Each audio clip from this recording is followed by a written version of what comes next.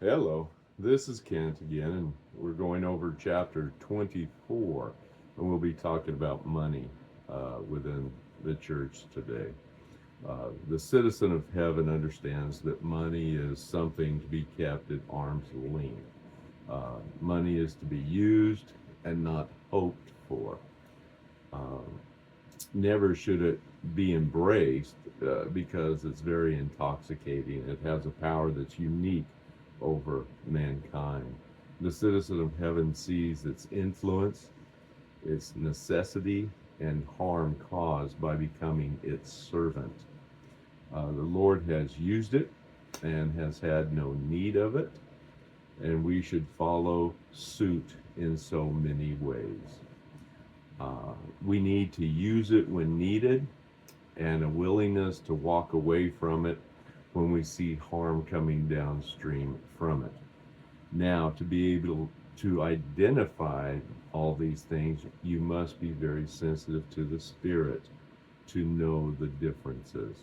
Very important. And that comes with your study time, your prayer time, your sharing time, and your fellowshipping time. Those four things are extremely important for your growth and development in the Lord and to becoming sensitive to the Spirit's leading and guidance. My fellow citizens of heaven often ask, is my tithe uh, before or after taxes? The first difficulty with that statement is we do not tithe. Tithing is part of the law. We have been made free of the law, so let us be free of the law in all aspects. Leviticus 27:30 says, thus all the tithe of the land, of the seed of the land, or of the fruit of the tree is the Lord's. It is holy to the Lord. And so it was a requirement, it was a law given to the Jews to follow that. If we now look at Galatians 6 1 through 3, or excuse me, Galatians 5 1 through 3.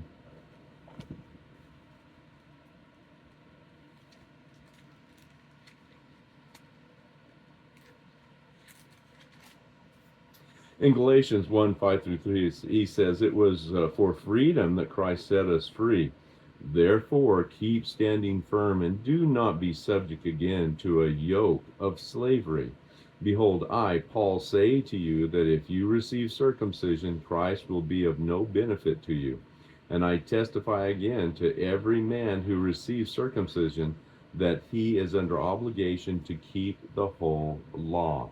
So if we're going along and uh, we try to keep one aspect of the law, we then become obligated to keep the whole law, and then Christ is of no value to us because we're doing this on our own now. And the same thing is true if we start saying, well, we're tithing. We're trying to keep a part of the law. We do not want to do that. It's very important. The term tithing and giving in the church came about because it was an easy answer to give people. You didn't have to how can I say it? You didn't have to depend on them. You had a number to give. The church had a number to give them, and therefore they were required to give that amount of money. It's an interesting concept. It makes it more easy, but it brings the law back into the individual's life, and that's a burden to them, and it will stunt their growth. Any aspect of the law in someone's life will stunt their growth. We have been made free of that. That's what he says in Galatians 5:1 there, and we need to excel in being free, and that freedom allows us to go and speak to God at any time to find out information from him. But again, that comes back to also being sensitive to the Spirit. But anyway, to move on from there, we are to rejoice that we possess the Spirit of God for guidance and direction, not words etched on stone. The Lord loves a cheerful giver, so give as he guides. I have full confidence that a talk with the Lord will give you all the insight you need uh, for an appropriate outcome on the amount of money you are to give. Uh, Giving according to your heart without putting yourself into financial straits is the proper way to give. Then be glad you could give and keep it between you and the Lord. Uh, an obedient, love-filled offering from a citizen of heaven will keep the church going. A tithe is needed to keep an edifice going and developing. I am so sorry. If a citizen of heaven is not giving and supporting the local church, then they are wrong. That is a basic truth. If you are sitting around, you're going to church, you're studying, you're reading, but you are not giving financially to that church, then you are wrong. You are incorrect. I cannot overemphasize that. And the other aspect of tithing gives a person an excuse. Maybe the Lord's putting on someone's heart to give 50% of their income. And there may be a necessity of that. But the person spiritually are weak, and therefore they're going, well, all I have to do is give 10%. No, it comes directly from the Lord. It's communicating with the Lord, and He will then move you as to the amount you are supposed to give. Again, give what God has told you. And that is so important for you to have that intimate relationship with God, to know what He's wanting you to give. I don't want you to give because the Southern Baptist said you had to give this much, or the Catholics, or the Lutherans. I want you to give because God told you to give. Don't give because someone, the pastor of the church told you need to give this amount. You give because you have a relationship with God. So when you get frustrated about giving or something happens, you then must go to God. You can't get mad at anyone on earth. You must communicate with God about your frustrations. That's why it's so important for you to be giving according to what God has communicated with you to give. And try not to put any stipulations on it. Once the money is gone from you, it becomes someone else's responsibility, and they will have to answer for it. And the other very important aspect of offerings is to don't tell anyone else. Don't let anyone else know. Look at Matthew 6.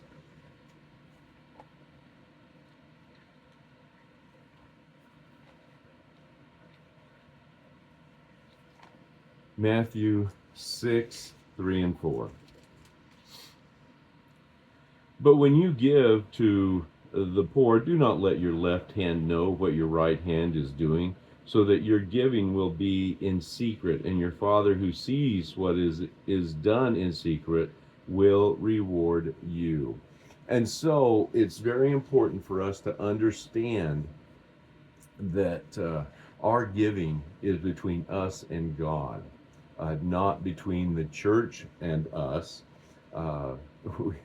We had visited a church. We had moved to Louisville, Kentucky to work for the American Association for Jewish Evangelism. And we were visiting different churches, and we'd gone to this one church, and he goes, the pastor gets up and says, that commitment that you made in your tithing, well, some people aren't keeping up with it, so we're going to come around and start encouraging you to keep up with that. No, that's not how this works. That is between you and God. No one on earth is to encourage you to keep doing a certain amount, or you're not going to pledge it. That is your agreement with God to give a certain amount. The other thing also is to make certain that you are doing this privately. I know people like to use their religious offering as a deduction from the government. My goodness, when he says keep it private, you tell the United States government what you're giving is not keeping it private. You're telling everyone, and so you're going to get your reward, but you'll get it from the U.S. government. I would rather have a reward from the Lord on what I'm giving than I would the U.S. government. So for me, telling U.S. government would be totally inappropriate. That's between you and God, what goes on there. Let's look at 2 Corinthians 9.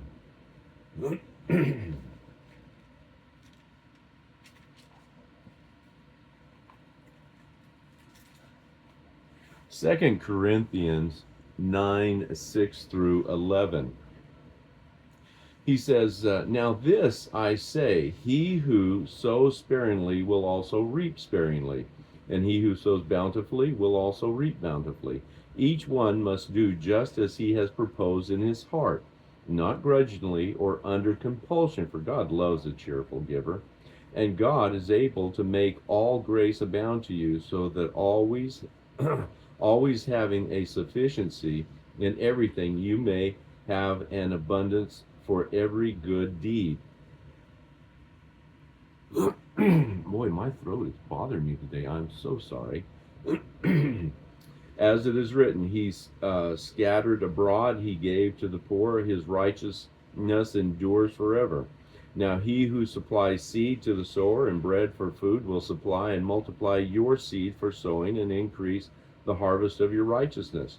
You will be enriched in everything for all liberality, which through us is producing thanksgiving to God. And so once again, if you are not giving, you are wrong. You are not going to get the increase that he's promised. Now, there are certain groups out there that would say, well, if you'll give us a seed offering of 3,000, you'll get 6,000 back. No, that's not what he's saying. What he's saying is that you will increase in the spiritual sense, in the physical sense, as far as you're growing and maturing in the Lord Jesus Christ. Can the finances be part of that too? Oh, most definitely. I have no problem with that. But that's not the emphasis. The emphasis is trusting God to provide for you. You've made an agreement with God, and God is going to see his end through also. And I can't tell you how many times things have happened to us, and we have grown and matured in the Lord through it. And I believe part of it is because we do have a consistent offering. I'm not bragging there. What I'm saying is that's part of our life. And therefore, I believe that's where things have come back to us through our relationship with others. We have learned from others. People came into our lives that we wouldn't have imagined, and they had a tremendous impact. And I think that is part of giving, fellowshipping, sharing. All of that helps you to grow and mature appropriately. Let us look at 2 Corinthians 8:12.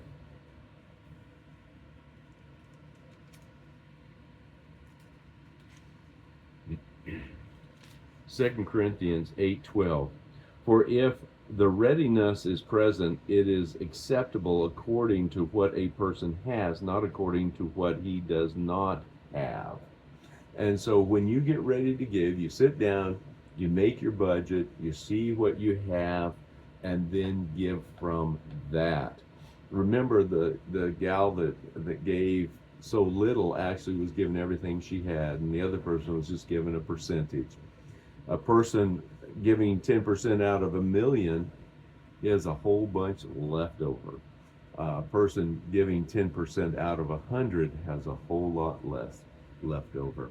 And so each person must make their budget, be responsible, and that's a big part of Christianity too. Each individual is to be responsible for all aspects of their life. And so the giving is your responsibility. Your prayer time is your responsibility. Your studying, your responsibility. And we need to see that and embrace it, realizing if we will stay consistent with those things, the Lord then can bless us in tremendous ways. Don't just think financially, in all aspects of your life. So important. Balance it out. Make a budget. And another verse that's good on dealing with the law is James 2:10.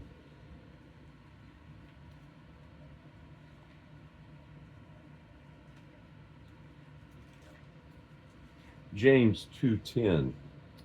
For whoever keeps the whole law and yet stumbles in one point, he has become guilty of all. Once again, Galatians says he's made us free for the purpose of being free. Don't try to do any law. If you start thinking you have to tithe, then it becomes a law to you and it'll wear you down.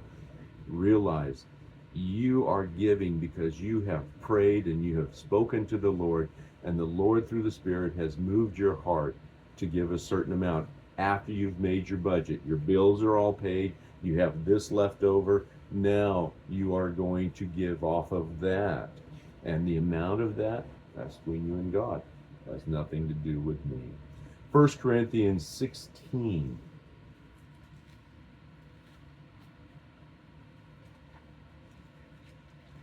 First Corinthians 16, 1 through 4.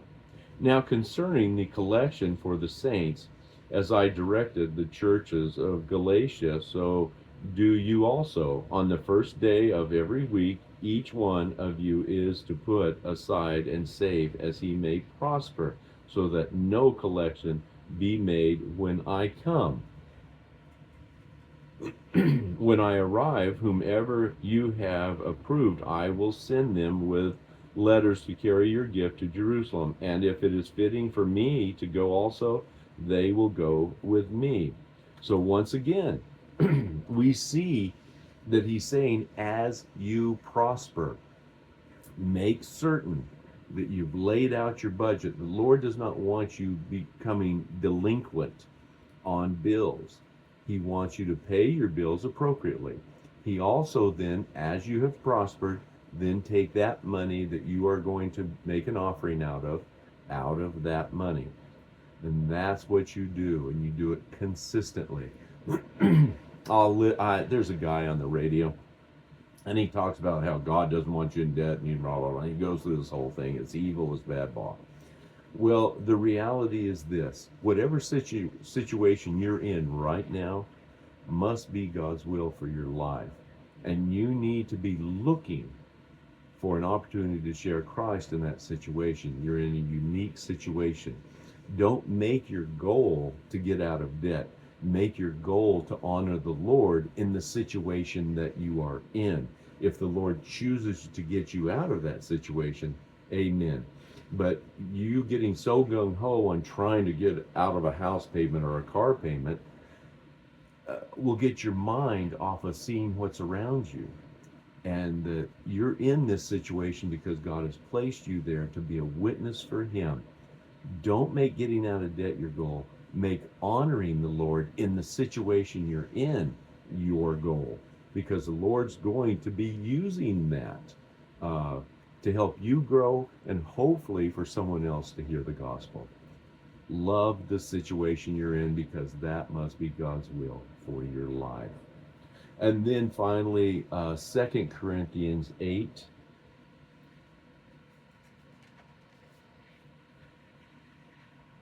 2 Corinthians 8, 18 through 21. We have set along with him the brother whose fame in things of the gospel has spread through all the churches. And not only this, but he has also appointed by the churches to travel with us in this gracious work, which is being administered by us for the glory of the Lord himself, and to show our readiness, taking precautions so that no one will discredit us in our administration of this gracious gift. For if we have regard for what is honorable not only in the sight of the Lord, but also in the sight of men. Now they're going to be taking this gift to Jerusalem, and they want to make certain that it is done appropriately. The leaders of the church must listen to these verses. They must use the money correctly. They are here not only to honor God, but to honor those who are under their tutelage. And that's what's so important. So often, sometimes you'll run into situations where the preacher wants a little more money, then all of a sudden his wife becomes an associate pastor, or she's doing something else. and she makes a big salary. No, that is not honoring. That's just wanting more money. What you want to do is to make certain that even if you suffer, leaders of the church, that you honor the Lord in your behavior of how you use the money. It's very, very important. Now, am I saying anybody that has his wife make us out? No, I'm not. But you've got to be careful, because those situations are downstream problems that can arise, and you have to be very careful about that. But anyway, thank you for hopefully listening, and I hope that this has been a help on money issues within the church, or you're getting an idea of how to provide an offering to the church. Make certain you're giving it to your local church. Please don't send it to somebody on the East Coast of the U.S. Give it to your local church. That's where the Lord wants it to go. But anyway, you all have a lovely day. We'll talk to you later. Bye-bye.